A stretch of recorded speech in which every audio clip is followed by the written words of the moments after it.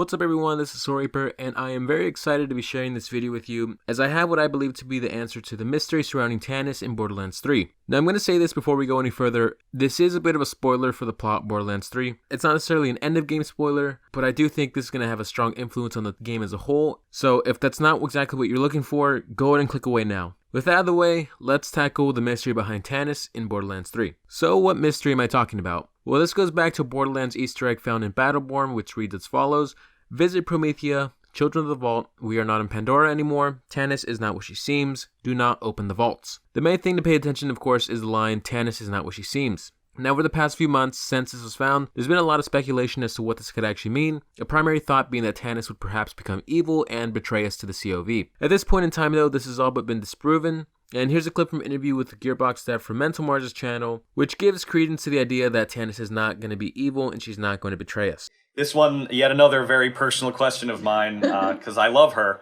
She is my favorite character of all time. Is there any truth in the hidden message uncovered in Battleborn claiming that we should be wary of Patricia Tannis?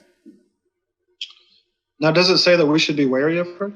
It says, if I recall correctly, I think the actual term was she's not what she seems or some such. So I interpreted it that way, but I don't know if that was the intention.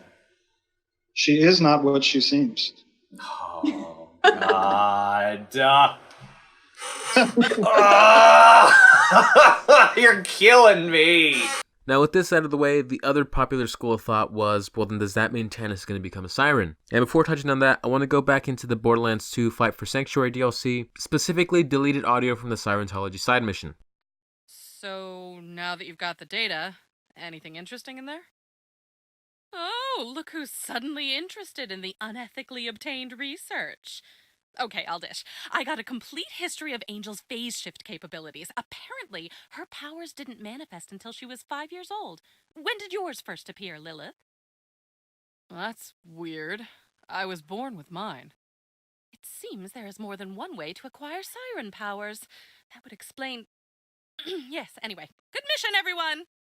Now because this was unused, it isn't technically canon, but listening to that audio, we get to learn that Angel did not have her powers at birth like Lilith did, but rather she developed it when she was around the age of 5 to 7. Now this brought about the question of whether or not Jack might have perhaps forced the powers on her and she was an artificial siren, but even until now the answer to that question remains to be solved. Up until this point, the popular idea was that sirens can only be born and they cannot be made, but this clip created a lot of questions surrounding that, and it seems to be like it's going to be playing an effect in Borderlands 3. So now back to Borderlands 3 and the role that Tannis will have.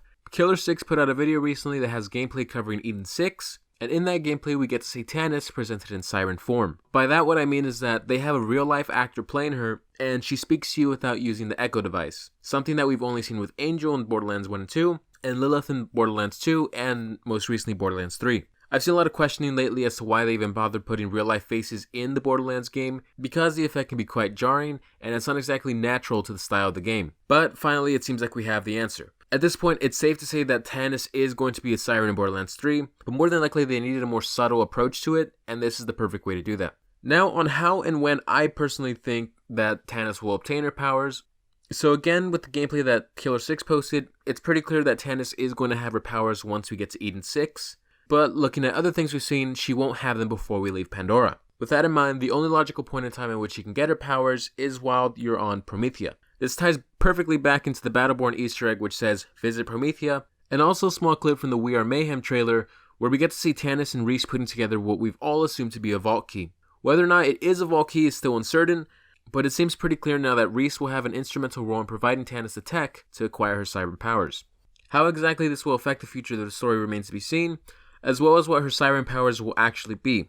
But in the meantime, we now have an explainer as to why the devs keep saying that she's going to have a much more integral role to the story in Borderlands 3. Tannis is the foremost expert when it comes to sirens and iridians, so it'll be interesting to see how her powers impact her research and what further lore we get from it. And seeing as the bad guys are always using their cutscene powers to render us useless, it'll be nice to have another siren backing us up, at least until we get to see Maya again in Athenas. But anyways guys, that's going to be it for the video. Let me know down in the comment section what you think about my theory that Rhys will be the reason for Tannis getting her powers in terms of providing her the equipment that she needs. If you found this video interesting, let me know by leaving a like, subscribe for more content in the future, and I will see you next time.